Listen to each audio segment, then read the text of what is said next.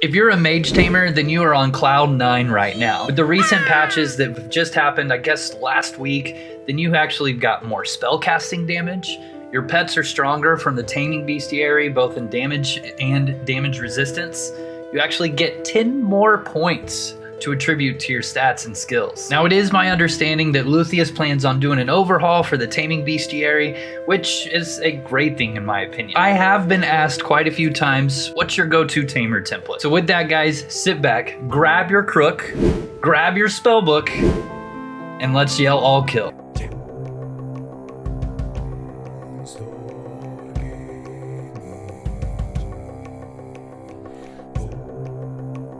All right, starting out with the template, guys. This template might look rather familiar, as honestly, it's the same as I've always played it as. But there are some nice updates to it since the last time we spoke about it. So start off 120 animal lore as well as 120 taming. We want to be able to tame anything we want, and if we use anything below 120, we can utilize the underdog bonus from the taming bestiary. 120 herding. This is great as when we focus aggression, it'll actually act as an all kill command now. But the primary cause of this is the increase of damage our pets get. As we talked about, 120 animal taming, and then follow that up with 100 eval. As we spoke about earlier, spell damage was buffed pretty significantly. Due to this, our already powerful Tamer template just got buffed significantly. This will also allow us to join the fray if we are attacked by a red, or if a thief actually decides to steal from us or one of our fellow party members. 100 magery for bigger heals and bigger damage. 100 meditation. This is actually really important.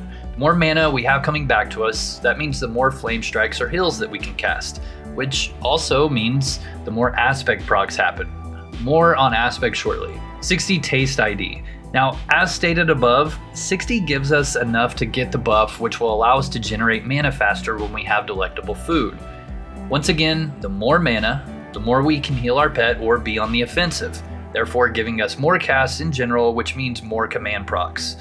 Notice how this just keeps repeating itself? It all is very fluid and works really well together. Now, I will say this, there is an argument for camping at 60. This is great, especially if you don't have any strong box customizations yet, and this will actually give you the ability to carry out significantly more treasure from the dungeon, and it will slightly increase the spell damage, I think about 15%. Alright, so with the aspect, this one's pretty simple, but let's start with the armor. Now, void armor is amazing. Not only will it give us free chunks of mana after a duration, but it also gives us a free heal and refreshes our stamina as well. It's also one of the more inexpensive ones. I think around 10k a core at the current moment for market price. Now that's obviously subject to change, but also command armor is amazing as well since it will empower our pets significantly. If you don't have the cash for the previously two mentioned, then water is a great one as well. It's super inexpensive. And what this does is it actually increases the amount you heal your pets a whole bunch, but honestly, if you can afford it, get command and void. Why both, you say? And why have I been so obsessed with mana? Well, command book is hands down the best choice for the book. When command procs, it procs something called inspiration. It actually heals our pets to full, unless they're poisoned, then it heals half of their life, and it gives them an amazing damage buff for a duration of 30 seconds. As you get higher in aspect, command armor actually overshadows the void armor since it will start giving your pets substantially more damage and resistance. So it really boils down to gameplay. Do you want to cast more spells? If so, go with void armor. You're going to get a lot more procs. Do you want your pets to do a lot more damage as a baseline? Do you want them to have more defense as a baseline? Go with command armor. But one thing's for sure, get that command book as soon as possible. Now, I know the biggest question for this, and it has been in every single video I've done for tamers, is I hate to mention this part, but we're going to. Pets. The reason why is this obviously is going to change in the near future with the release of like Mausoleum 4 and other places and whatnot like that. However, currently the best pets for this template will be 2 Eldritch Drakes because of their Eldritch Breath. What that does is it reduces the target's magic resistance And obviously, if we're casting spells and their magic resistance is lowered, then those spells are going to hurt even more, which is awesome. And the other one is going to be a Lemura. Lemuras are super tanky, both for magic reflection and reactive armor. Those are the two abilities that it casts on itself, and it is simply amazing. Also, it only needs one control slot. Now, if you don't want purple drakes like everyone else, then rejoice, there is another choice. By getting purple bats, also known as Eldritch Mephits. They are purple bats, as we said, and you can have 4 of those and benefit from their swarm ability. What this will do is it'll increase their damage by 2% for each creature you control. So therefore, if a Mephit is 1 control slot and you have 4 of those, and then you have a Lemura, well then that's really cool because that's 5 pets, therefore giving you 10% damage for each of your Mephits. Alright, let's talk about links. For links, follower damage is a given.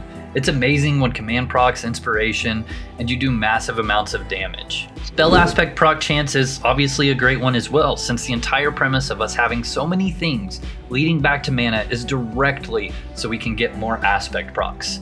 Speaking of being always hungry for mana, med rate links are undervalued and great for more casts, which once again means more procs. Follower damage resistance is also an undervalued link. Even a few bronze of these is actually a noticeable difference. Now for the future of animal tamers, mage tamers, etc., it's my hope that the bestiary functions similar to the summoner codex, allowing us to pick and choose different trades for different pet families, making them more tanky or do more damage or some really neat abilities similar to the field doctor and animal rescue. Speaking of animal rescue, maybe it could res them to full life, considering their counterpart summoners can just resummon an entire new pet for the same mana versus the tamer having to be 80 points into their bestiary for only a 25% res. Whatever happens though, Luthien and the team have always, in my opinion, done well, so I'll just sit back and trust the process. And with that, guys, thank you so much for watching. Shout out to the Patreons, the channel members, and you for liking this video.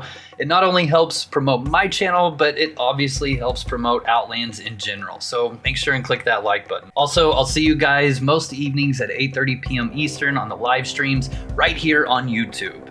Other than that, guys, thank you so much. I'll be seeing you next time. Pwn Star Gaming out.